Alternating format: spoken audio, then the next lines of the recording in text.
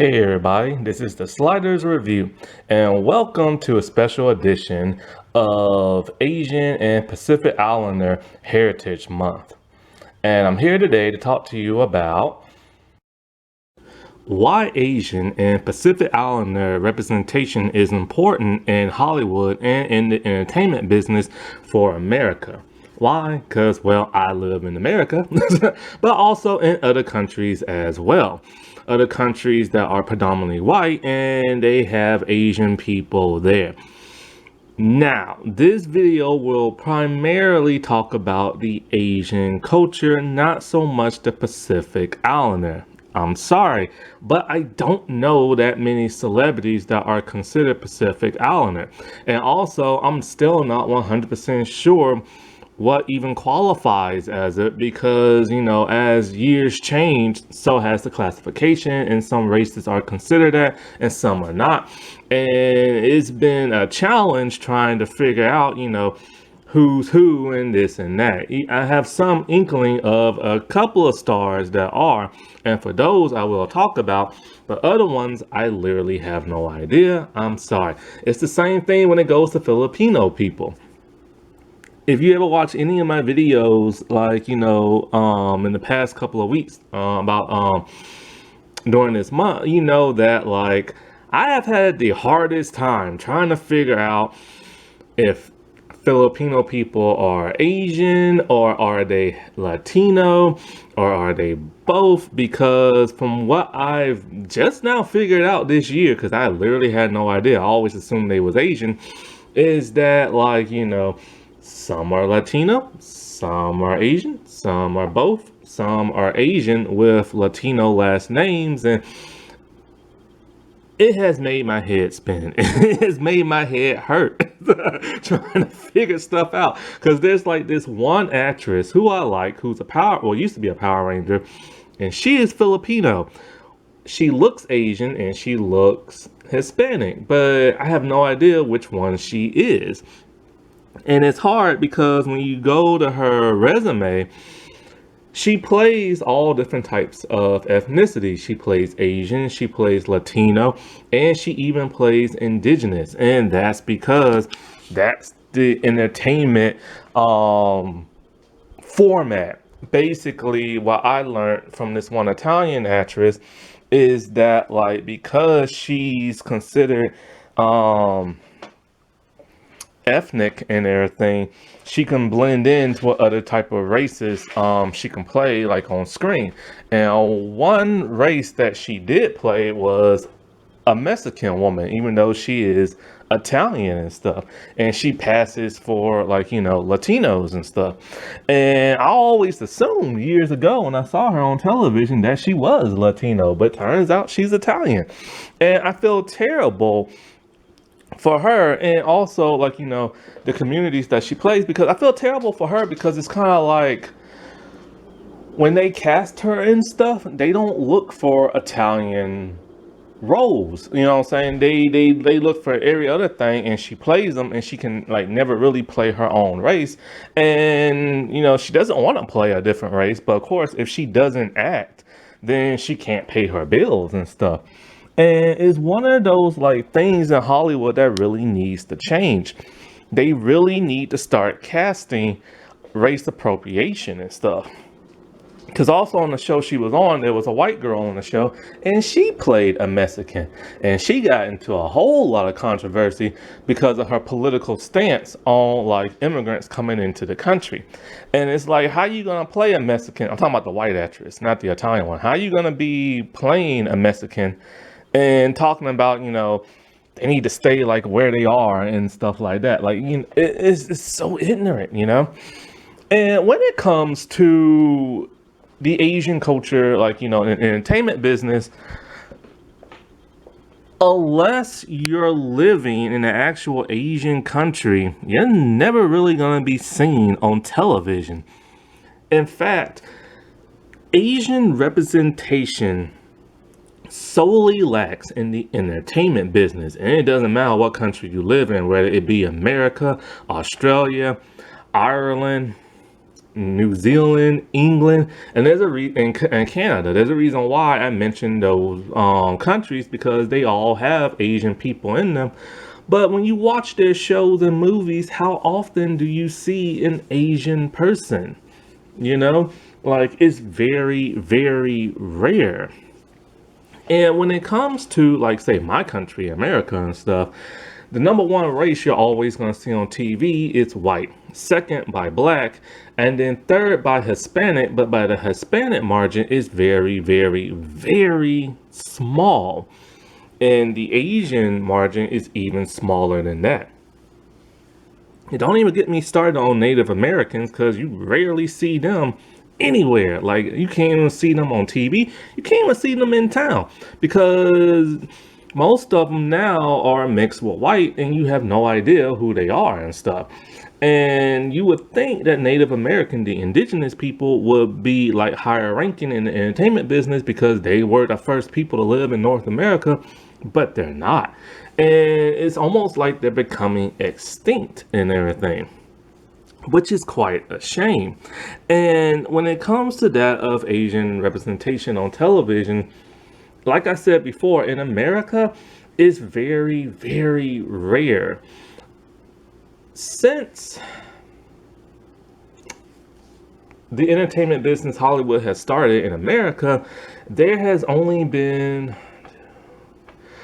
4 predominantly Asian television shows.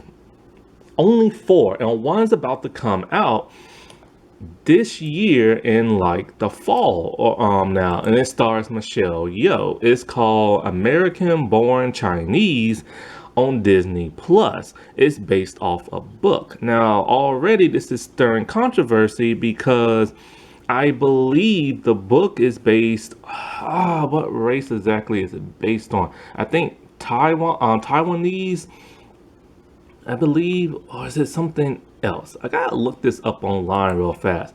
But I did read this controversy already in, like, because all the stars are not the race they're supposed to be from the book, and that's caused like some controversy already. Also, one thing that might stir up some controversy is like, hold on, I gotta type real fast. American Born Chinese television series.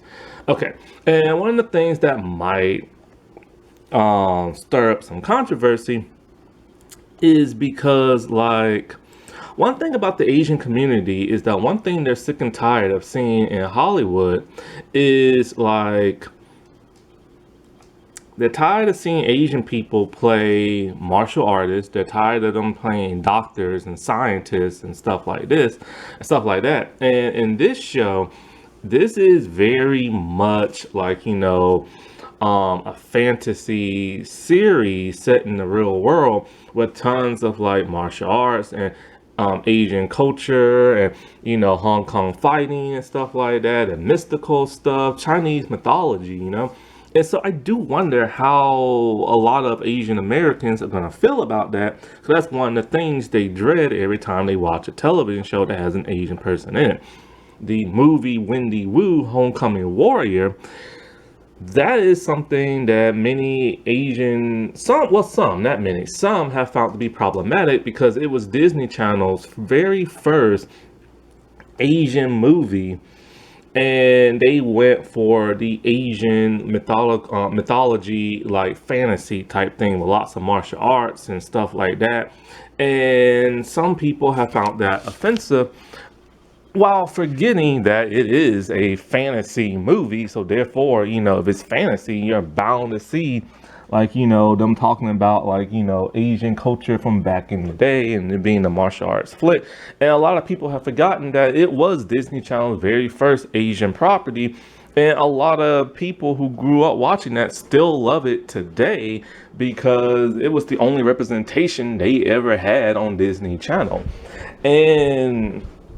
And I do understand, like, the gripe with some people, because it's kind of like, okay, well, why couldn't you make a Disney Channel about an Asian family doing something else other than, like, one being the chosen one and knowing martial arts and stuff like that? Okay, now, American Born Chinese, let's see. Okay, the person, the it's a Taiwanese like exchange student, and that's like the main character. And casting controversy came because okay, it comes out on the 24th of May and it'll be available on Disney Plus. And the controversy got criticism because the main character is supposed to be Taiwanese and they keep changing them to Chinese.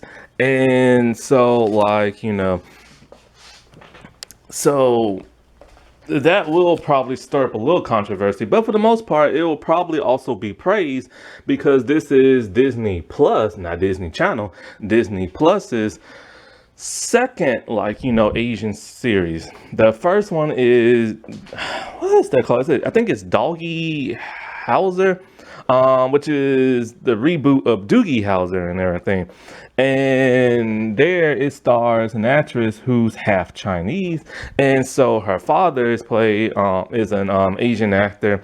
The mother, I believe, is white, and so and it's set in Hawaii. However, the main cast, you have a little bit of everything because she works in a hospital. So American born Chinese will be truly the first predominantly Asian like casting in the show where the majority of the people are Asian. And this isn't Disney's Channel's first time doing that because like I said before, Wendy Wu was the first Asian movie they ever had on Disney Channel, their original movies. And it took a couple of years later for them to have an actual Asian television show, Andy Mack. And I'll get into that slightly more. I never watched the show, but I know a little bit from it. And so and Disney Channel's been around for decades, you know what I'm saying? Ever since the late 90s. And it took them that long just to have an Asian property. And the bigger networks, have you ever truly seen an Asian show on the big networks? I'm talking about the big, non-cable ones like ABC, CBS, Fox, NBC. You only see it on Fox and you only see it on ABC. Fox had one and ABC had two.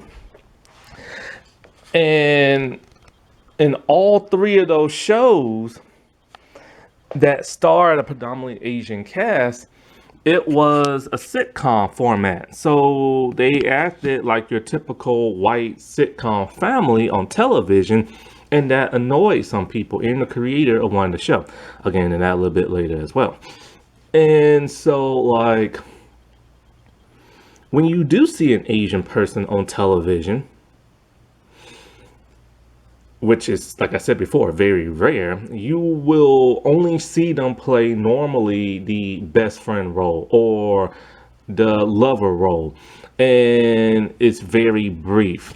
And those shows normally don't last that long. When they play the best friend role, which is very rare for them to appear in, they only appear in a couple of episodes because they're only a guest star. That 80s show that only lasted for a couple of episodes before it got canceled had an Asian character as the main star of the show, and it got canceled. And he played, of course, the best friend role.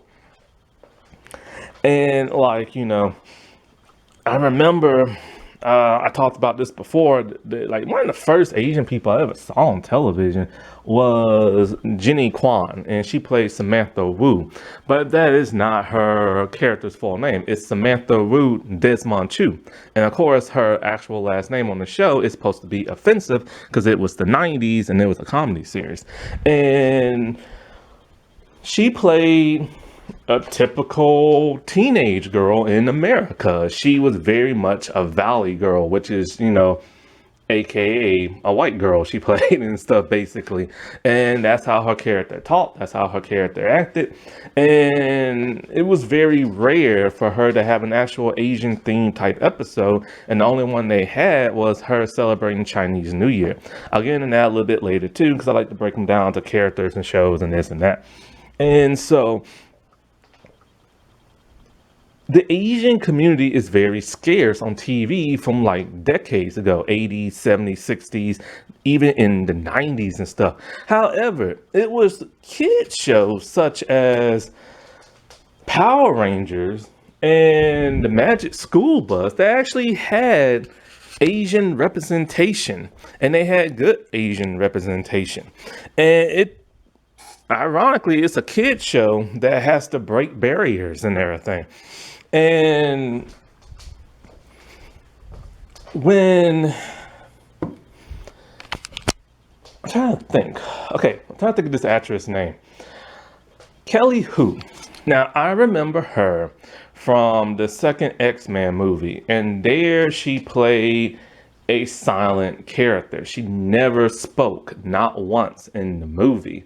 And this is a problem in Hollywood whenever they do have an Asian character in, like, say, like a movie or a TV show. They play the strong, dangerous, silent type, where either they never say not one word or they only speak, like, their native tongue and everything. And this is a problem in Asian culture. I remember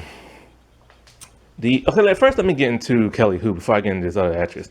Sometimes I bounce around like that because like I'm talking about something, but in my mind's thinking of something else, and then I want to interrupt myself. So Kelly Hu said on Twitter that one in every four Americans can't even name an actual Asian American celebrity. And she is right, because most of the people who name Asian stars that come from other countries. Now, in case you've been wondering, all this month I've been talking about like Asian celebrities and characters and stuff like that, but I've rarely talked about Asian American characters and Asian American stars and celebrities and stuff. And that's because I don't know that many. I really, really, really don't. And the only ones I can think of come from like other countries and stuff. And so that's why all this month, when you see me talking about like Asian like characters or a show or like a movie that I've seen, it's not most of the time it's not going to be from an Asian American person. Like, it's really not. So I know the title of it says Asian American and Pacific Islander Heritage Month, because that's what the actual month is called. But like, I gotta talk about what I know and what I've seen. And what I've seen are, Asian people from other Asian countries. And, that's all I can talk about. I can't talk about the actual Asian American people because I don't know that many. And most of the ones I know came from like teen shows, me growing up and watching and stuff like that. And it feels weird talking about all these other Asian stars on Asian American Heritage Month when I'm not even talking about the Asian American people, and I feel bad, you know what I'm saying? But that's how the entertainment business is. Like, it's very rare. And if you do see an Asian American, they're either young or they're older, and you just have no idea they were actually born in this country and stuff. And most of the time, when they do play on television, they play characters from other countries. Now, let me get back into like the strong silent type. And then of course I am gonna get into yellow face and mockery. Like, trust me, if you ever watch any of my videos, I get into this stuff and I like to explain it because it's very disgusting in Hollywood. And the sad thing is, there's two former MCU stars that have done yellow face, and neither one of them, and they said they have no regrets.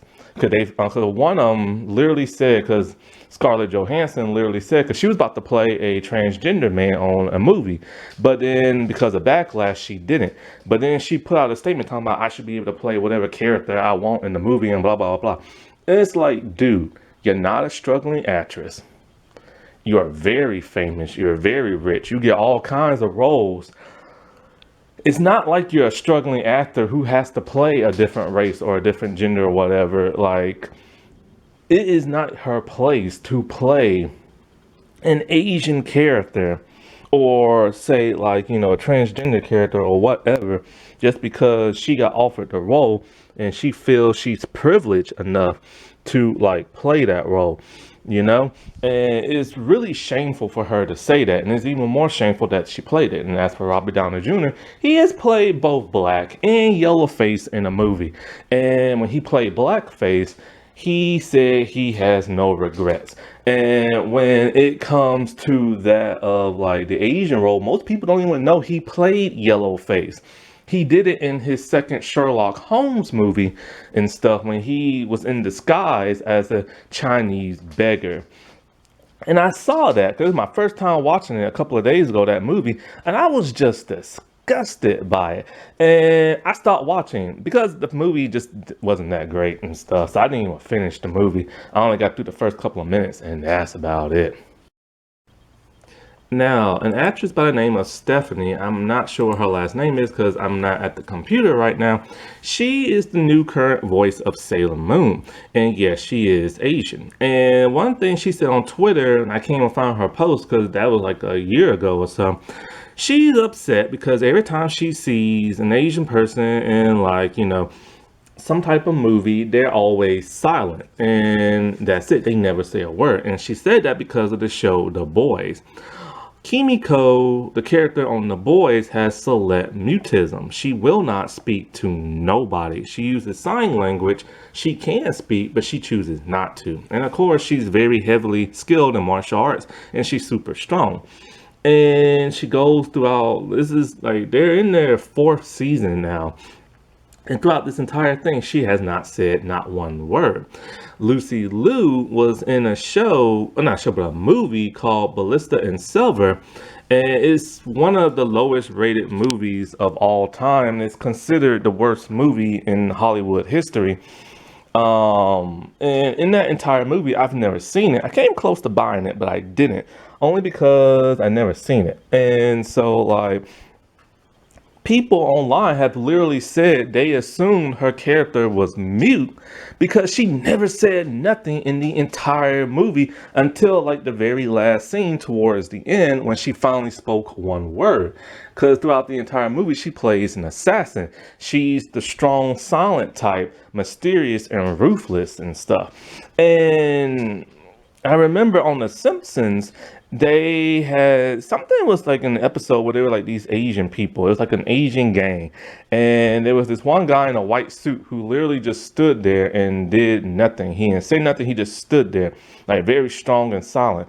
And so Homer's family was trying to pull him away. And he's like, no, the person who always like never says not one word in Asian movies always turn out to do something really cool when you least expect it. So he turns his back and he walks away, and then he hears like a karate noise, and then he turns around and the man is still standing there, but somebody next to him is passed out on the ground. And Homer was pissed. He's like, oh, I missed it. And this is so true. I don't know why in Hollywood they do this. I don't know why. I get it. It's to make the characters seem more scary when they just stand there looking at you all pissed off and mad and everything, and they never say a word, and all of a sudden they start breaking out some moves and whooping your behind. And I've seen this done before with a white character, but with this white character in the movie, it was a Jet Li movie called Unleashed. It's where Jet Li thinks he's a dog. I'll get into that later. So, like,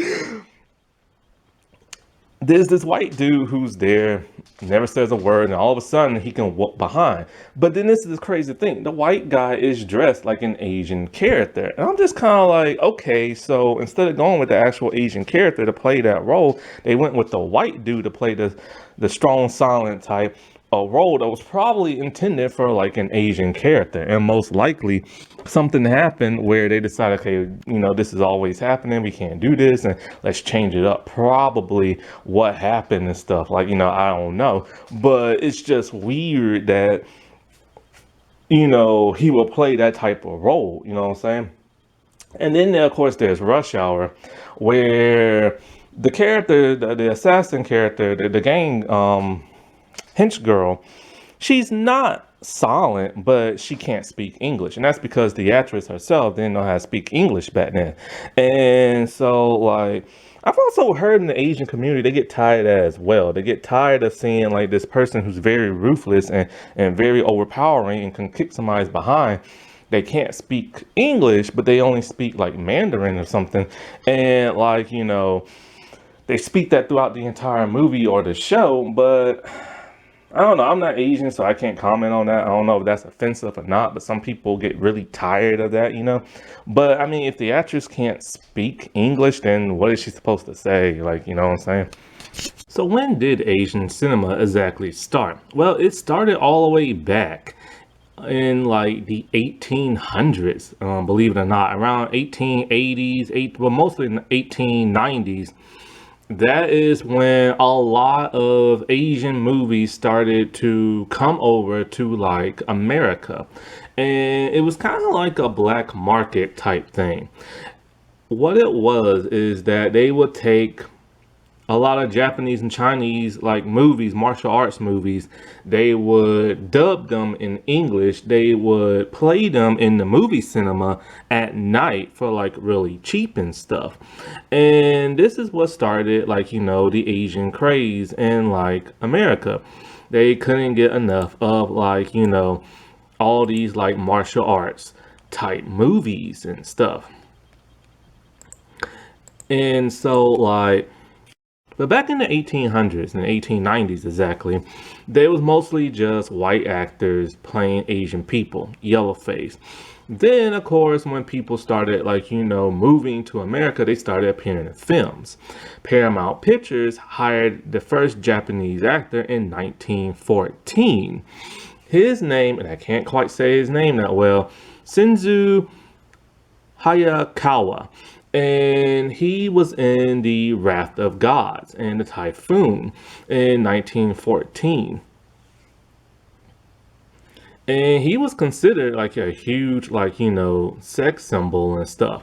But he spoke with a very, very, very thick Japanese accent.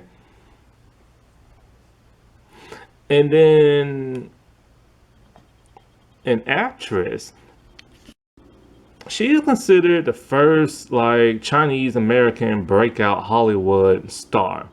And it was in the 1920s. Her name is Anna May Wong. And I've never heard of her before. And so like, she was like the romantic lead in The Toll of the Sea.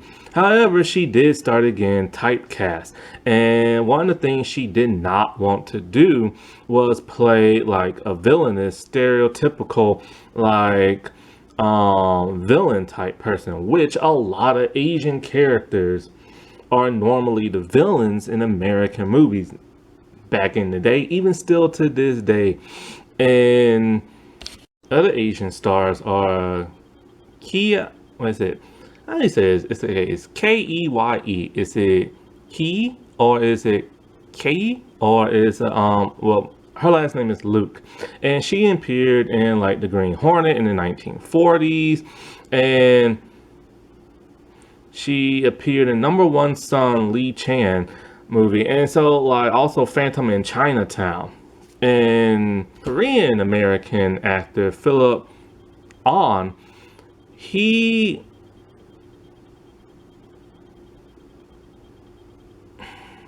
I've never heard of him, but apparently his English was too well and he got death threats and stuff.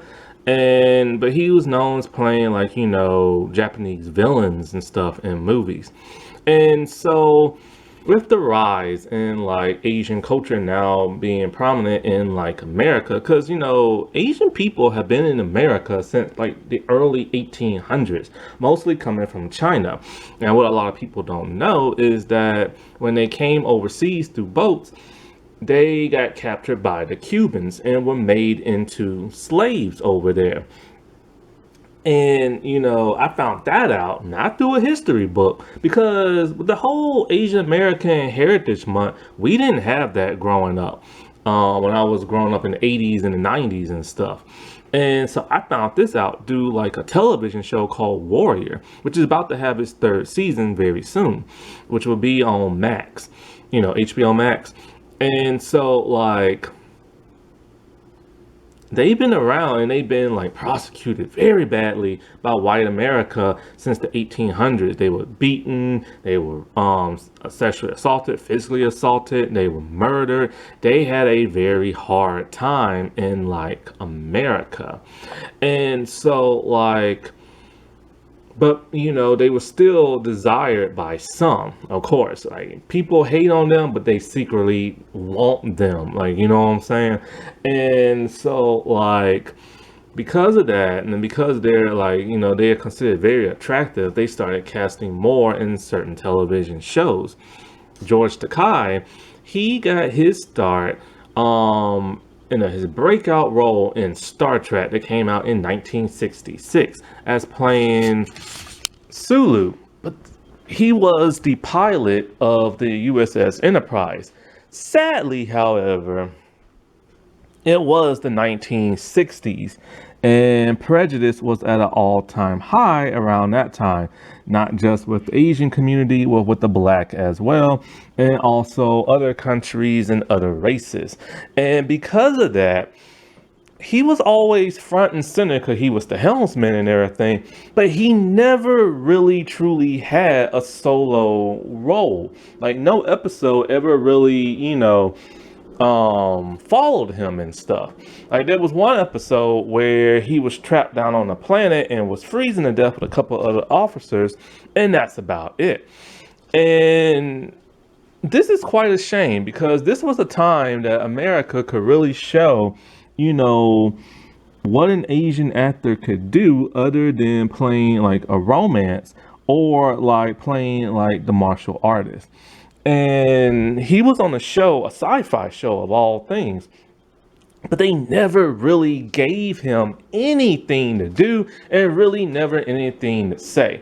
And then one scene that most people remember him from in Star Trek was, the episode where he gets like possessed and then like, he pulls out a sword and he starts trying to fight some of the officers. And then of course in the Mirror Mirror episode when he was a villain trying to like, get Uhura and everything. And sadly, it has now been known that he does not get along with the lead of the show, William Shatner. I don't know much of anything about William Shatner back in the day, but William Shatner is a very vocal, sometimes problematic person. And he likes to pick fights with people online and bully and stuff like that. Basically, he has a really huge ego. William Shatner does. And him and George cannot get along. But William states he has no idea why George hates him so much. George has never really truly 100% said why. Like, he said at one point in time when he was roasting him at like, the Comedy Central thing that, William always wanted to have like the last word in and all this other stuff. And, because back in that show, the leads of the show were William Shatner, David D. Kelly, or Forrest D. Kelly, and Leonard Nimoy. And back in those Star Trek days, it was just basically the hero of the show and his sidekick going on adventures, and everybody else was just left in the wind playing basically background characters, even though they're main characters. And on one Pacific episode, Sulu is seen smiling as like the show is about to end and the credits start rolling. This was very rare because this was the first and only time that ever happened. Nichelle Nichols has expressed her dismay back when she was alive with the Star Trek series about how she suffered prejudice and racism on set behind the scenes. And if she experienced racism, a black woman on like considered like a white television show, then George Takei, he experienced it as well. And it's only a matter of time before he actually starts stating what all really happened. But he has not done that yet, mainly because he knows the fans are not gonna believe him, because like when it comes to Star Trek fans, They are well, they have become very toxic now, but they're also very protective. But a lot of them have become toxic because of the anti-woke mob, the people who do not want to see diversity on television and movies and stuff. And they are very hateful and they are very vocal. And he knows no matter what he says, and probably about William Shatner, nobody's gonna believe him and stuff. And so this is probably one reason why he hasn't fully put out like a statement. Now, when it came to the Star Trek movie, because Nichelle Nichols, she was gonna quit the show until Martin Luther King persuaded her to stay. And so when George returned back to Star Trek in the movies, they made him a captain at one point. And when they made him a captain, you think, okay, maybe we'll get to see, Sulu being a captain, going off and like doing like captain type stuff. But really, no, he was still kind of like a background character in his own movie, as William Shatner, Admiral Kirk at that time, was off doing his adventures and stuff. Then George made his return to Star Trek in a Star Trek Voyager episode in the late 1990s. And it still did not revolve around him at all. Basically, he was just there as a guest spot. And the episode was like a Tuvok episode. And so basically it was kind of like a memory flashback where they actually got to go inside Tuvok's mind. And like, it's just basically, if you're expecting Sulu to do something really cool, then you're going to be disappointed. Now, the actor said he was disappointed because he wanted to have a scene with that Garrett, the man who played Harry Kim on the show, because Harry Kim is Asian and stuff. But he was disappointed he didn't have not one scene with him and stuff, because he was really hoping to embrace like his fellow Asian like Star Trek star and stuff. And I remember George said something one time that shocked the world out of me. I had no idea this was going on. It was around the time of the Vietnam War, and America was very suspicious of all Asian people, and no matter what race they were and stuff. And they placed them in detention center camps. I had no idea that there were Asian detention camps, and his family's Japanese, and as a little boy, he was placed in that camp.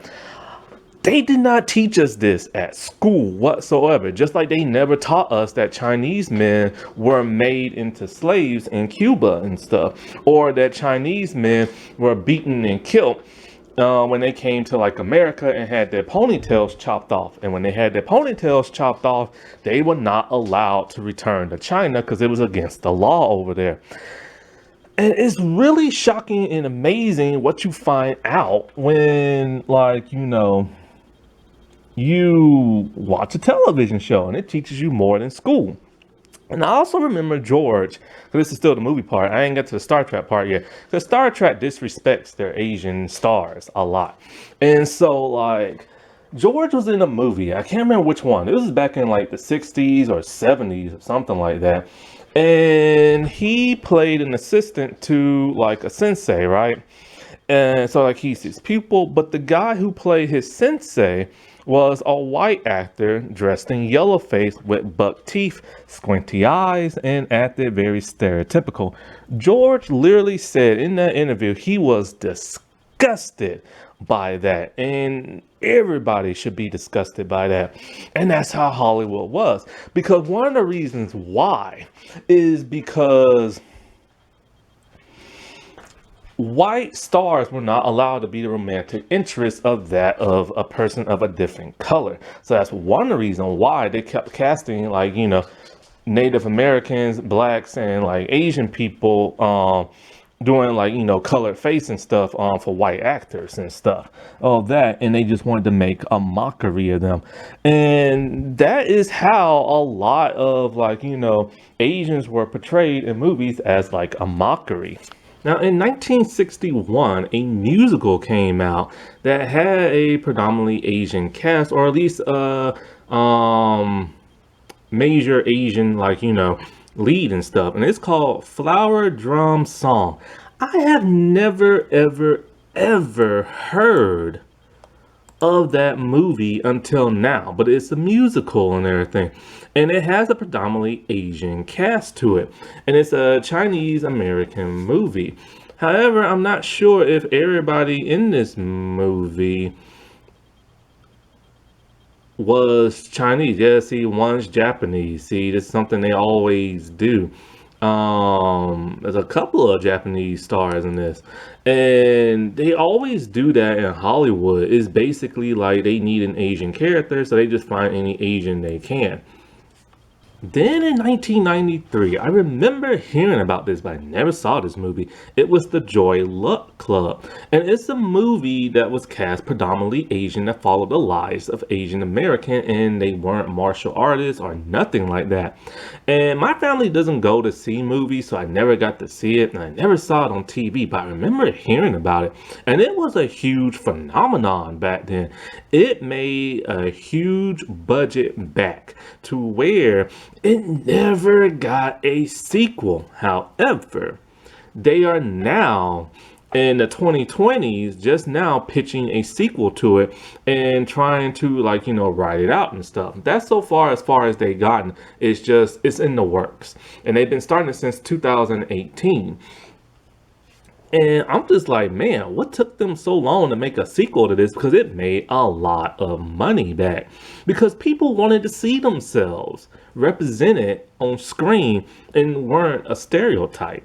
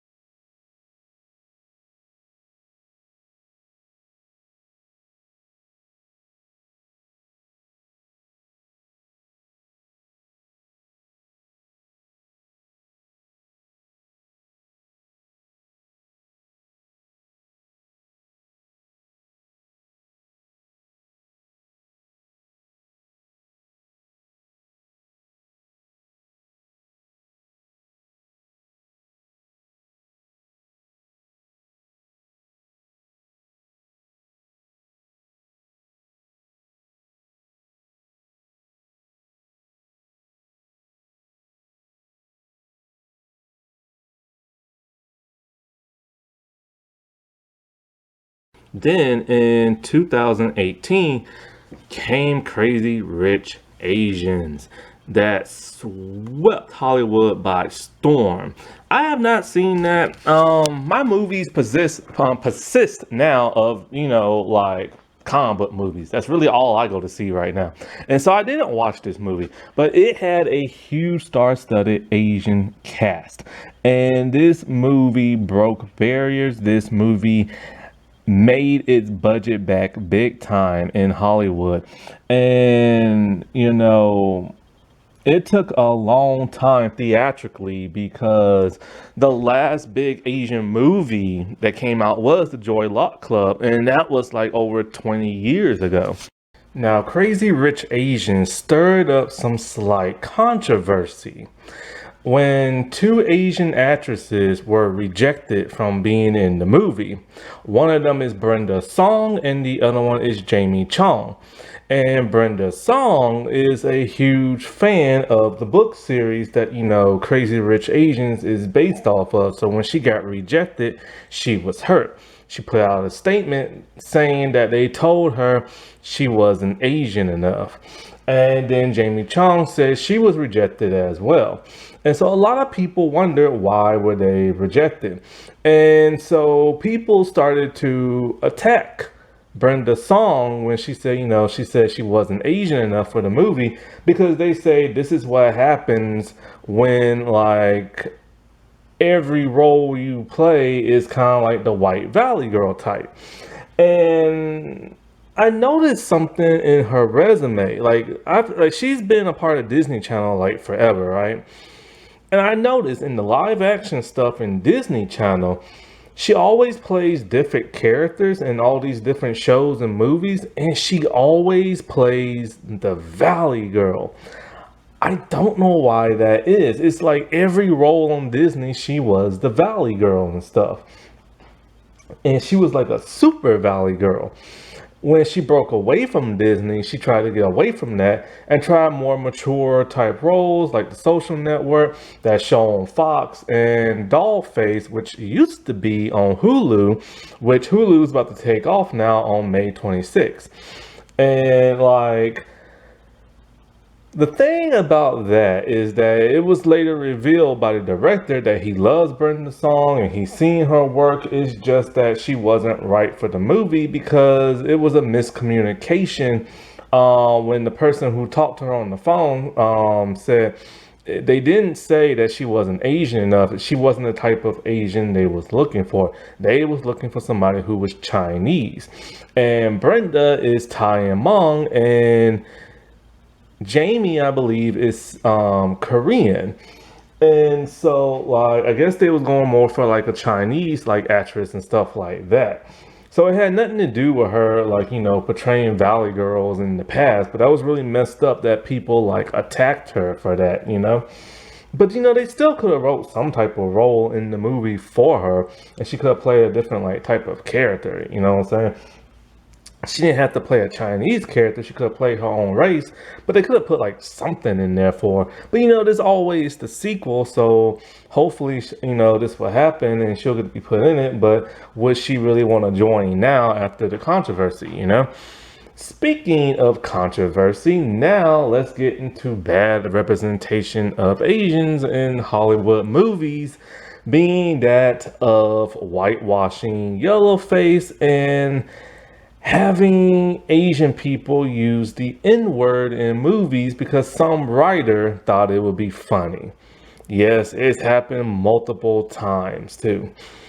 Now I wanted to talk about a couple of Asian movies that, and also Pacific Islander movie that like had primarily Asian and Pacific Islander characters, some of which primarily Asian stars starred in, and some did not. But for the most part, they did.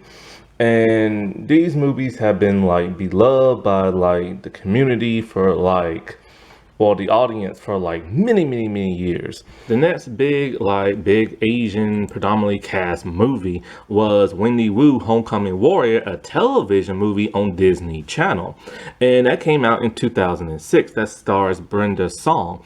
And it's about American Chinese girl, even though she's not Chinese, she's Hong and Thai, I believe, the actress. And so pretty much there's only one Chinese person in the entire movie, even though It's supposed to be about a Chinese movie and a family and stuff like that. And so it's about the whole chosen one thing. It's good versus evil. It's a girl who's very assimilated into American culture because that's where she was born, and she wants nothing to do with like her heritage and stuff like that because she's just a valley girl. But then there's this one monk who comes to like tell her, you're chosen to like fight evil and this and that. And her grandmother is the only person who knows that because it's in their family line. And so it takes a good while, but she does come to grips with reality and train as hard as she can to fight the evil. And like, I love the movie. I think it's great. It's like it's like one of the top 5 biggest Disney Channel original movies. It was supposed to get a sequel, but did not. And the actress worked her butt off in that movie. And some people have found like offense with that movie now because they say, oh, it's just another Hong Kong martial arts movie, and it's Disney Channel first attempt to make an Asian movie, and they went the martial arts route. And I can understand why people get upset about that. You know what I'm saying? They could have went with just another typical family movie, but they did not. And so like, but it is a fantasy movie. Now they could have went with the typical American Chinese family, but it sadly it is what it is. You know what I'm saying? I guess they wanted like big ratings. Crouching Tiger had came out like about like 6 years before then and stuff, and so like they wanted like a Hong Kong action-packed movie. And I do wonder, like I said, like, American-born Chinese, I wonder how people are going to react to that because it's kind of similar in everything.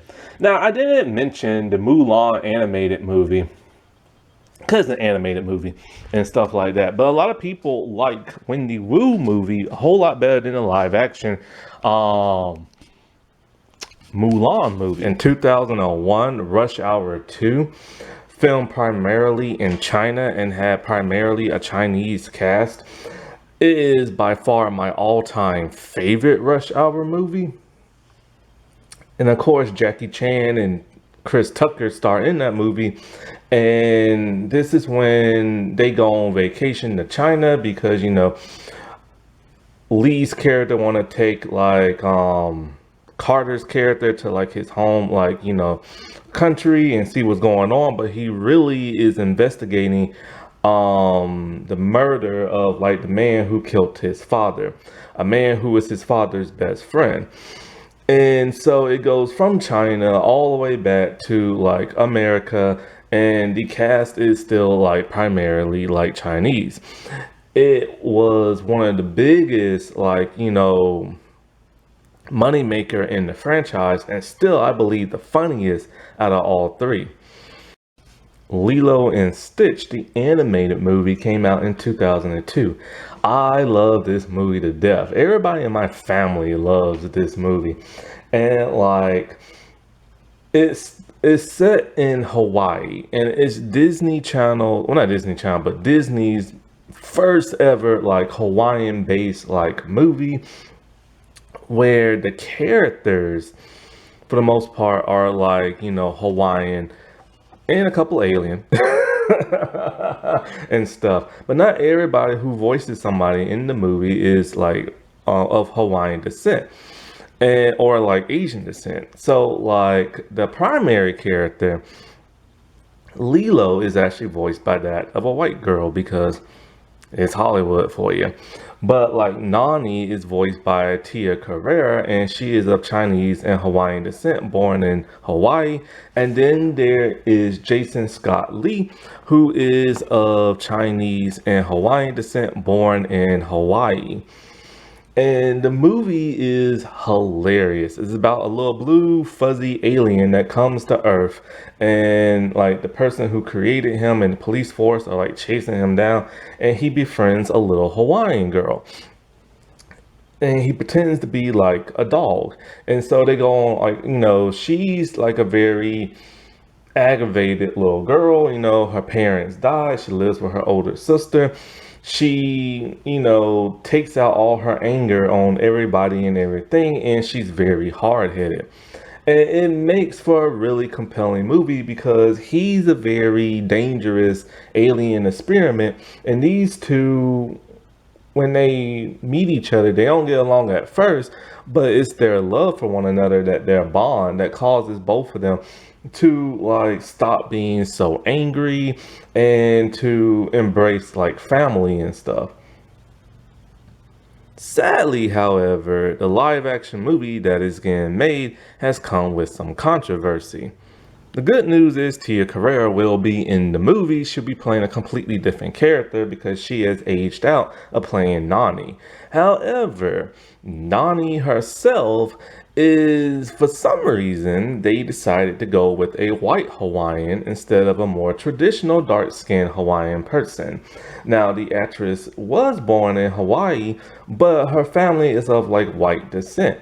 And people are asking themselves, why did they cast a white Hawaiian to play a dark-skinned, more traditional Hawaiian person? And this is so weird because this is, coming out in like 2024 or 2025. So you think Hollywood would have learned their lesson by now. And so, like, that's not the only controversy. One of, like, their actors who was in the movie,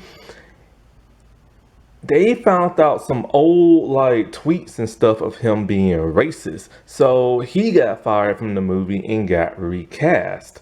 Now, the actress who plays Lilo, she is Hawaiian, born in Hawaii. I'm not sure what exactly her race is because she's so young and not that famous and there's no information on it. But she looks a lot like Lilo and she looks tan. So hopefully, because this is so weird. If she's of like, traditional, like, Hawaiian descendants and stuff, then why did they cast a white actress to play Nani? That don't make no sense.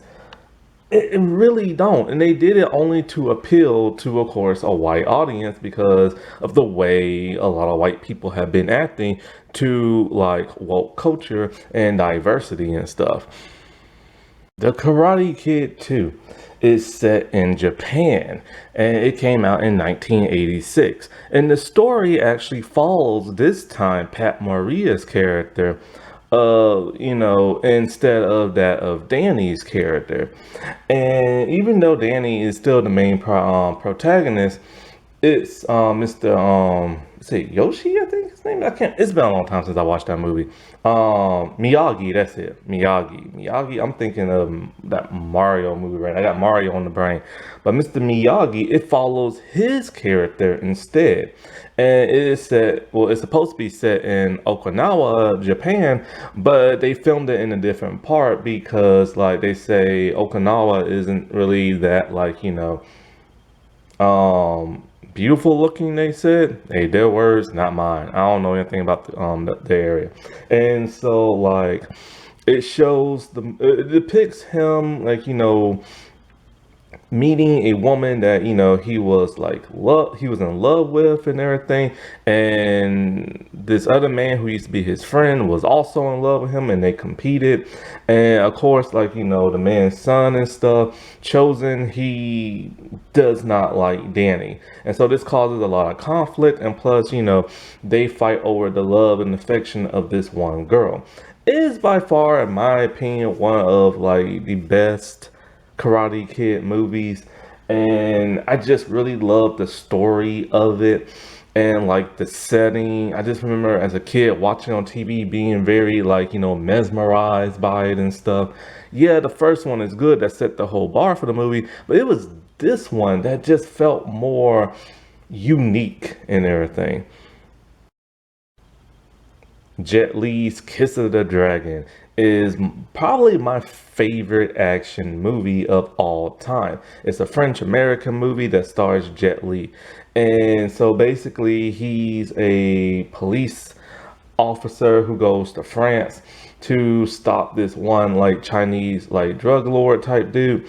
And Jet Li's character is framed for murder. And so like, and he's framed by the actual police force because the police force over there is very corrupt. They own like so many of the gangsters and prostitutes and all kind of people. And it's basically a chase throughout like, the city. He is constantly being in pursuit of like, the police force and stuff. And he's an innocent man. It also shows the racism of like white people towards like the Asian community over there in France. And so basically the only ally he has is his contact, this older Asian man who lives over there and who he pretends to be his uncle. That's like his cover for every like Chinese like police person that comes there because they know how the police force acts that way. And so his other only ally is a prostitute who is like, used to be the lover of the main police chief dude over there. And so this movie was made primarily because people got fed up with Jet Li's movies always looking fake, always using CGI and wire work. So he wanted to be as realistic as possible, only using a little CGI and one time of wire work. And this movie, in my opinion, is amazing, even though it had mixed reviews and stuff. But it's a true action-packed movie that you will never get bored with. Disney's animated Mulan that came out in 1998, and it stars Ming-Na. And I've actually never seen this. I've never seen the sequel animated movie. I'm not really big in not Disney Channel, but like Disney animated movies when I got like older and stuff. And so I've never seen it. I probably should watch it now that I got Disney Plus. And of course, this is based off like the legend of like the novel of like, Mulan, who is a girl and she wants to fight in the army. They will not let her. So she pretends to be a man. Now, in this movie, they gave her, of course, a little Disney companion animal by the name of Mushu. And he is voiced by that of Eddie Murphy. And Mushu is supposed to be a very controversial character and why he was not added to a live action movie. I mean, just the name alone is controversial. And then there is the live action movie. And then there is the 2020 live action Mulan movie that has a whirlwind of controversy by Disney. Disney was doing their live action remakes and trying to appeal to an Asian audience, and it came out to a huge mixed reception. Everything from like the story not being exactly like the animated movie to the performance of the lead actress, whose name I honestly can't even pronounce. From the lead actress sparking like controversy from some statements she made, and like them filming over near a concentration camp. And so, like, this movie is just riddled with controversy after controversy after controversy. Plus, it was put on Disney Plus for like over $20. That was an additional $20 to what you were already paying for their subscription fee because this movie came out during the pandemic. I've never seen it, but I know a lot of people do not like this movie. And then there's the Chinese phenomenon movie of Crouching Tiger, Hidden Dragon. In fact, I've actually never seen this movie today. It came out in 2000. The reason why I've never seen this movie in its entirety is because back when I was in college and the movie came out on TV, I always kept missing the first half of the movie and always got towards the second half to the end. And so like this was before like things were on streaming and stuff like that. I've actually found this on streaming and I'm about to watch it very soon. I've seen a lot of the action from it and I love the action in it. It is so great. And of course this movie stars that of Chow Yun Fat, Michelle Yeoh, Chon Chin, and Zhang Ziyi. And this made like a powerhouse out of three of the stars that I know of. And they starred in many movies after this. And so like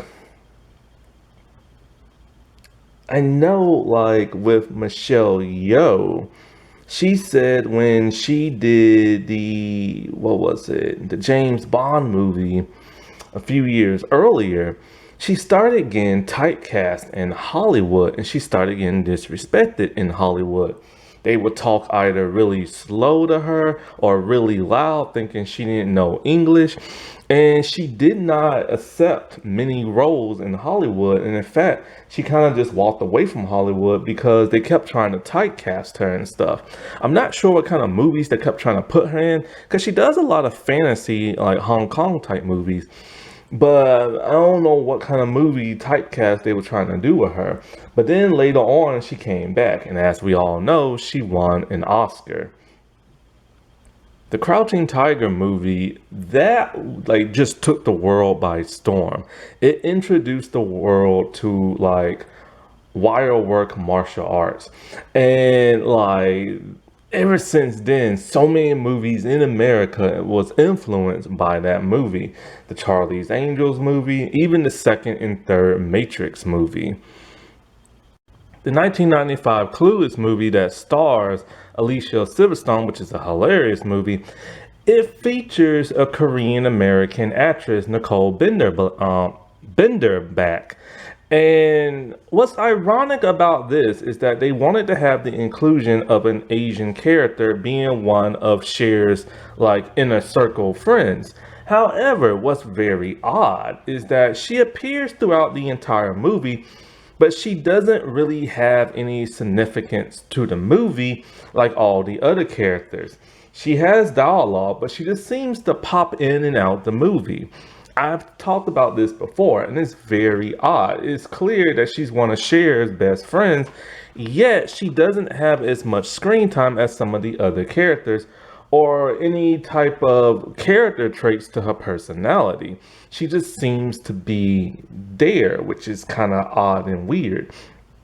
In fact, in some of the promotional pictures, the one that when I talked about this video a while back, I had to Photoshop her in the background of one of the promotional pictures because the promotional picture had the entire cast, but she was left out. I thought that was so messed up, so I Photoshopped her in. And the actress is a really good actress. The one movie she's probably best known for is Bring It On, where she played a cheerleader in it. And like she's somebody you've seen in so many movies and television shows. She's normally plays like the best friend role, and she normally has a small limited role. She just pops in, she pops out, and I remember I saw her in Dark Angel, a show about a bunch of like kids that ran away from a government building that's supposed to be like super weapons. And the seven that escape, all of them get backstories except for probably like three. And even though she appears in like 2 or 3 episodes, nothing about her backstory is ever revealed, and she only briefly appears in the episodes, like for less than like a minute. Even one episode that's supposed to revolve around her for when she's being tracked down, she's barely in it. And it's really messed up because I really like her as an actress, and I really wish she'll get like her big break one day. Jennifer Tilly, who is half Chinese, has been considered the queen of the Chucky franchise ever since she started appearing in the 90s. And even though I've never saw none of the Chucky movies with her in it, I did watch the Chucky television series that is still currently going on today. And she, like when you think of Chucky, one of the main people you think about, other than Chucky himself and the actor that voices Chucky, is her. Because she is so hilarious in this franchise. Like, it's weird. She first played a fictional character of herself, only for the character of Tiffany to kill her and then possess her body. So she plays the role of Tiffany. Everybody assumed Jennifer Tilly, the fictional one, was like dead the entire time until she re-showed up in a television show in the form of a doll, only to get like killed for real and stuff. Shang-Chi was the biggest Chinese appropriation that Marvel Disney has ever really truly done. That where there was no backlash of any kind, unlike the Mulan movie. They even went as far as to pronounce Shang-Chi the correct pronunciation because most people kept saying Shang, and that is wrong. And this movie primarily stars that of Chinese and Hong Kong stars. And Malaysian star Michelle Yeoh, as well as a few others. And it corrected the whole white Mandarin thing from Iron Man 3. And so I'm not really sure how to pronounce the name. Samuel Liu, he plays Shang-Chi, and he is a great addition to the MCU franchise. Aquafina's in this. I can't quite say her name, Meager Zhang, and then Farah Chen is also in this movie. Then you have an actor like Keanu Reeves, who is half Hawaiian and half Chinese, that has like exploded in the movie cinema era since like the 80s with like Bill and Ted, Excellent Adventure. But it was movies like The Matrix and John Wick that has like solidified him in the action genre, to where those two movies have now reshaped the way Hollywood remakes like action movies and stuff. Donnie Yen is one of the best action stars there is. And this man is like so fast with his martial arts. And like he is best known for a lot of his Hong Kong movies like Yip Men that like really has like, re-solidified him in the action genre. He's been in movies like Iron Monkey that was really good. But when it comes to his American movies, a lot of people tend to forget he's appeared in some of them. A lot of times in his American movies, like in the early beginnings, like he would just like pop in, pop out, or like he would die in the movies. The first one I saw him in was the second Blade movie, where he played like the silent, strong type who never spoke a single word. And basically, he had like one action scene, and then like, no, I think he had two action scenes, very quick. The first one was extremely quick, where he just like did a couple of kicks, and then he used like a katana, and then like, the second scene, he just like died without even doing anything. And then like he was in Highlander Endgame, where he actually got to say something that time, and he had a little bit more scenes, but they were still minimal. But he has appeared in like John Wick and Star Wars. In the year 2000, Lucy Liu was a part of one of the biggest movies ever that swept like the box office, and that is Charlie's Angels, where she played Alex. Now, Charlie's Angels is a beloved like 70s television show, and they turned it into a movie. However, the movie was gonna have Asian representation, just not by real Asian people, because there is a scene in the movie where like, the characters have to go undercover, and they're in like an Asian like massage parlor, and the women dress like their Asian characters. However, Lucy Liu wasn't originally attached to this movie. Originally, they wanted a black actress, but the black actress I forgot her name, that's why I'm calling her the black actress. She turned the movie down because she said she didn't want to be a stereotype. And yes, this movie does fall on stereotypes. You have Dylan, who's the leader, who's more like a butch type person. You have Cameron Diaz, Natalie's character, who's like the dumb blonde. And then you have Lucy Liu's character, who's really good at martial arts and is a genius. And of course, that is both like two like Asian stereotypes. Also, she has a rude personality, and apparently there's something in cinema called like, the rude Asian like hot girl type thing, which I didn't know was a thing, but apparently it's a thing. I want to give a couple of shout outs to people that like help shape like, cinema in the Asian community. Philip On, who is Korean, well, was Korean, he passed away, and he has appeared in like a million different things. His significance is that he is the very first Asian American to get their name on a star on the Hollywood Walk of Fame. And I never ever knew this and stuff. I remember he's been in stuff like MASH and like Wonder Woman, and like I said before, a multitude of like different shows and movies. He was even in The Adventures of Charlie Chan, which is controversial on its own because of the fact that the lead actor who plays Charlie Chan isn't even Asian, he's Italian. James Hong, who you have seen in like a million different stuff because he's always popping in and out of like really famous TV shows and movies. However, I can't talk today. However, he only really guest stars in like television shows that have like minor roles. One of the things that I remember him in was The Big Bang Theory when he plays the waiter. And like in the 50s, he went uncredited in a lot of his roles for some reason. Now, his biggest break in terms of a television show he was part of the main cast in with over 30 episodes was The Adventures of Charlie Chan, a show I've never heard of that came out in 57.